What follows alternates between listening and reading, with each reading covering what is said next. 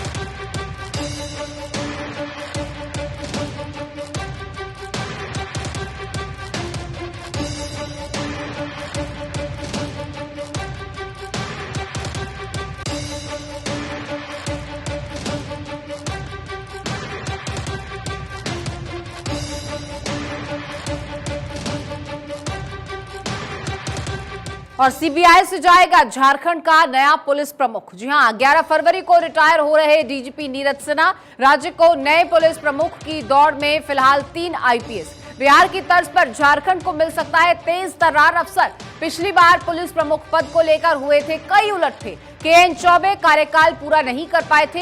नीरज सिन्हा को लेकर सवाल उठे थे और कानूनी विवाद हुआ था। सीबीआई का अनुभव, जिसमें 3 में से 2 पुलिस अफसर हैं। अब अजय भटनागर और अनिल पाल्टा के नाम की चर्चा है। भटनागर या पाल्टा में से झारखंड डीजीपी बनने पर क्या होगा? अब क्या हेमंत सोरेन सरकार को कुछ राहत मिलेगी?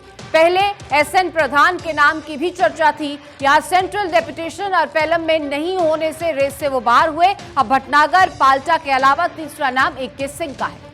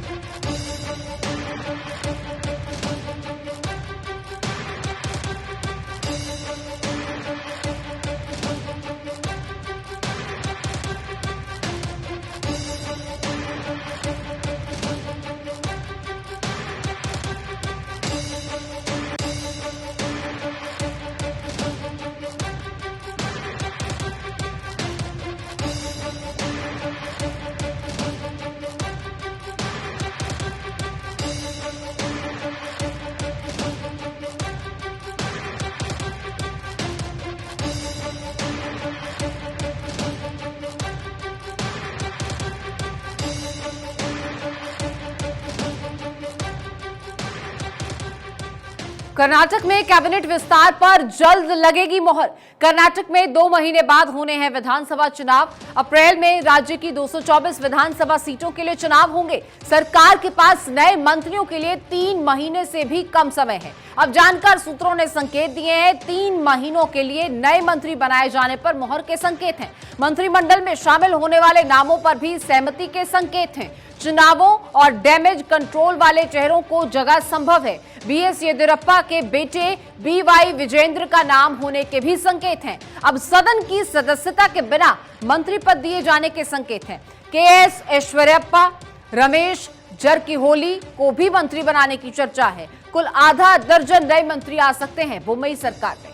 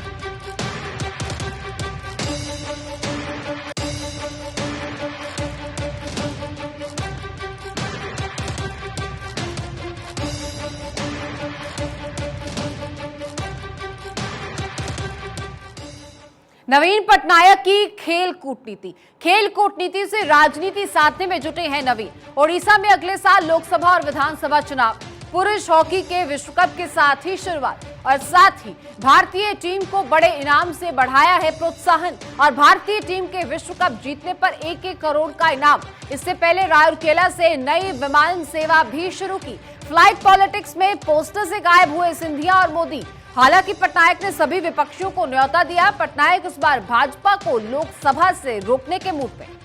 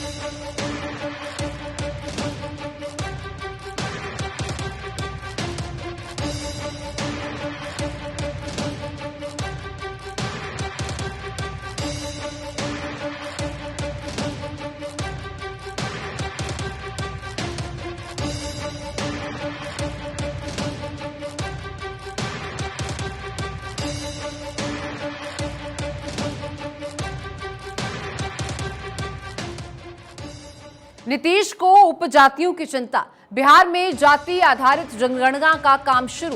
केंद्र सरकार से मंजूरी नहीं मिलने के बाद भी जनगणना शुरू और राज्य बजट से जाति आधारित जनगणना कराने का फैसला। जातियों के साथ आर्थिक स्थिति का भी सामने आएगा फीडबैक। नीतीश ने कहा सिर्फ जातियों की गिनती होगी, उपजातियों की नहीं। नीतीश को जातियों के उपजातियों के विभाजन की चिंता है। जातिगत राजनीति के उपजातियों तक पहुंचने के संकेत हैं। अब नीतीश के क्षेत्र में स्वजाति की 4 बड़ी उपजातियां हैं। एक उपजाति के नीतीश तो दूसरी उपजाति के नेता आरसीपी सिंह हैं। अब उपजातीय जनगणना में कई शीर्ष नेता कम आबादी वाले उपजाति के। ऐसे में सामने आ सकता है उपजाति का नेतृत्व संकट। अब जातीय जनगणना का उद्देश्य राजनीतिक जमीन मजबूती है। आरजेडी जेडीयू की राजनीतिक जमीन मजबूत होने से होगा फायदा।